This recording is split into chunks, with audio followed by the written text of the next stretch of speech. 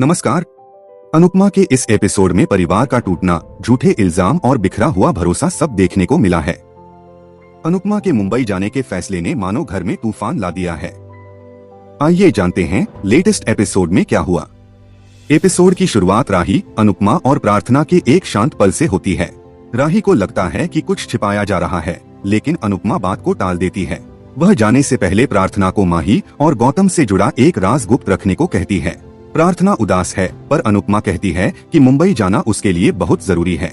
लेकिन वसुंधरा को अनुपमा की नीयत पर शक है। वह सीधे अनुपमा से पूछती है, क्या तुम्हारा काम हो गया? उनका मतलब है कि अनुपमा ने प्रार्थना को वापस शाह हाउस भेजने के लिए भड़काया है। अनुपमा शांत रहती है, पर तभी देविका बीच में आती है और उसी तेवर में वसुंधरा को चुनौती देती है। देविका कहती है कि अगर प्रार्थना यहाँ रह सकती है तो माही, राही और परी भी शाह हाउस में रहने का हक रखती हैं। दोनों महिलाओं के बीच जबरदस्त तनाव बन जाता है। माहौल भारी होता देख अनुपमा वहाँ से जाने का फैसला करती है। राही उसे चुपचाप कहती है कि वह उसे नहीं रोकेगा, ये शब्द चुभने वाले हैं। लेकिन वसुंधरा अपना आखिरी ताना मारती है। वह ख्याति को अनुपमा जैसा न बनने की चेतावनी देती है और अनुपमा को मतलबी और स्वार्थी कहती है। अनुपमा इस बार पलटकर जवाब देती है। वह वसुंधरा की आंखों में देखती है और शांत पर मजबूत आवाज में कहती है कि अब उसे किसी की राय की परवाह नहीं है। पराग अनुपमा को भरोसा दिलाता है कि वह उसके जाने के बाद दोनों परिवारों को संभाल लेगा। इस पर वसुंधरा को और गुस्सा आता है, लेकिन लीला उन्हें चुप करा देती है। जाने से पहले अनुपमा परी के सिर पर हाथ रखकर उसे बुरी नजर से बचाने के लिए प्रार्थना करती है।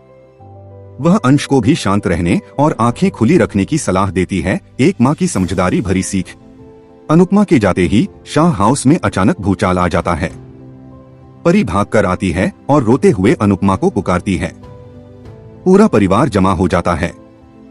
अनुपमा प्यार से पूछती है, क्या हुआ? परी के अगले शब्द बम की तरह फटते हैं। वह सबके सामने खुलासा करती है कि ईशानी और राजा का अफेयर चल रहा है। परिवार के चेहरे पर सदमा छा जाता है। अनुपमा सबूत मांगती है और परी एक तस्वीर वाला फोन अनुपमा को सौंप देती है।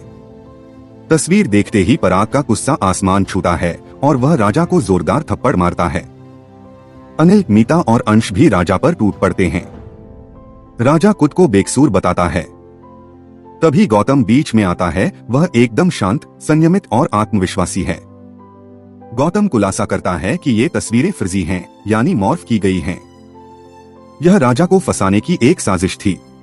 यह खुलासा होते ही परिवार अविश्वास से एक दूसरे को देखता है। राजा राहत महसूस करके गौतम को गले लगा लेता है और उसका शुक्रिया करता है। लेकिन वसुंधरा नहीं मानती। वह एक बार फिर अनुपमा को ही सारा दोष देती है। वह कहती है कि अनुपमा की खराब परवरिश के कारण ही ये सब हो रहा है और उसके बच्चों को कोसती है। वसुंधरा की यह कठोर टिप्पणी सुनकर प्रीत का दिल टूट जाता है और वह अनुपमा को अपने साथ चलने को कहती है। अनुपमा भावनात्मक रूप से टूट गई है, पर उसकी चुप्पी हार नहीं मानती। तो क्या होगा अनुपमा का अगला कदम जानने के लिए जुड़े रहे हमारे साथ। धन्यवाद।